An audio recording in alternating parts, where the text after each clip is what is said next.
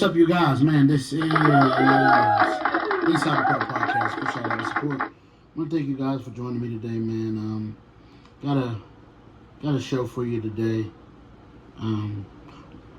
Matter of fact, before we get to it, appreciate all the support. Like, comment, subscribe to the channel. Turn on that bell so you get notified every time I drop a vid. We're gonna continue to build and grind, man. Right now, I'm just going through a lot. Just going through a lot health-wise and everything like that, man. Just, continue to send you positive energies. That's it. We're going to make it through this. We're going to keep fighting. Continue to do what we have to do, all right? Well, let's get to the show, though, man. All-Star Weekend. Let's recap it. Let's talk about it. Let's discuss improvements. Sorry. So we start out with the skill challenge. I don't know what the heck that was, Chris Paul and Wemby. They tried to cheat the game and got disqualified. I don't know what they were doing. Because they kept going to every rack, and you get 3 shots to try to make it, and then you move on. The problem is they just did this. They didn't attempt to shoot it. So they're trying to rig the game to try to get through the game faster. Problem is, it's illegal. It's a legal tactic. They disqualified them, and Cleveland ended up winning the skills competition. Evan Mobley and Donovan Mitchell. So, shout out to them. Then we had the 3-point contest. Tyler Hero took that.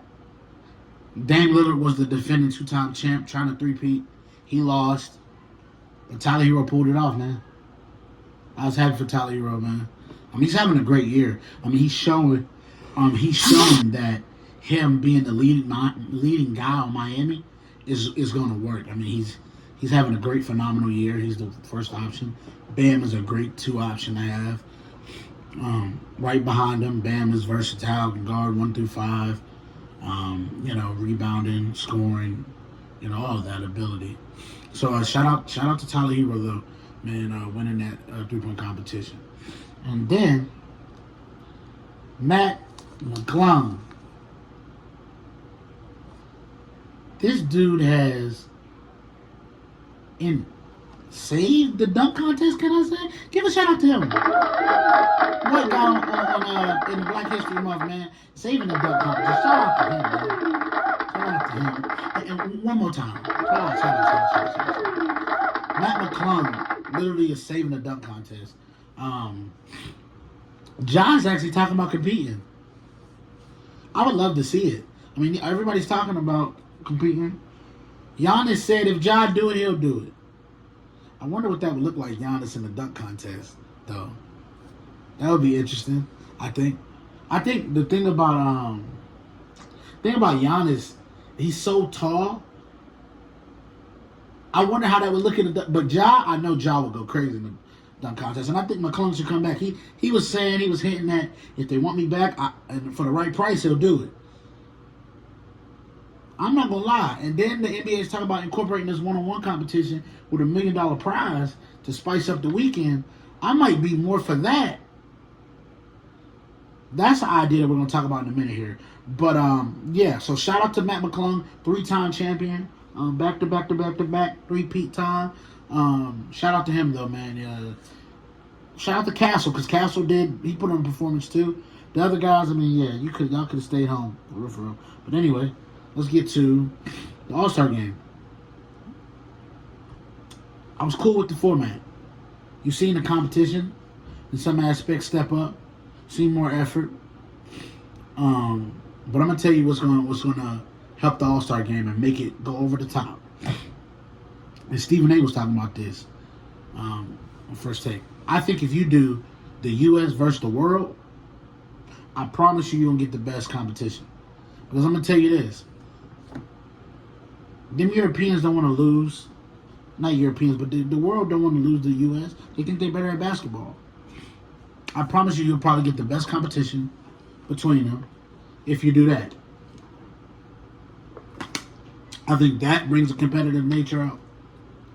I think a one-on-one challenge tournament with $1 million prize at the end. Who don't need $1 million? You know what I'm saying? At the end, that would invigorate people.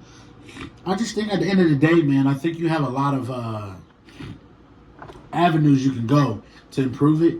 I liked what I seen on the floor this year. The only thing, like I said, that I didn't like is that there were guys who were on that floor of All Stars that weren't selected to be All Stars. The young guys. But I understand what they were trying to do. They were trying to get, all right, don't lose to these young boys. They don't have their bragging rights on.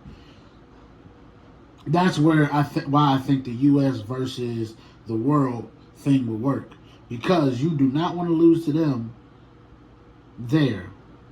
It's like bragging rights in the Olympics. You understand what I'm saying?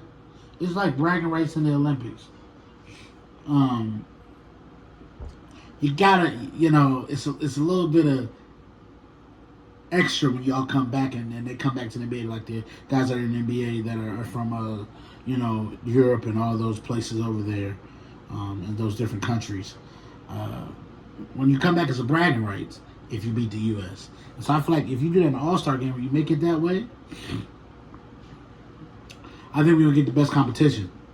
Then, you got SGA on the other side, Luka, all them guys, Jokic, Giannis on the other side. You got all these guys against the U.S. players. You're going to get competition. I think you really do. Because I think the U.S. players want to show, nah, it's over here.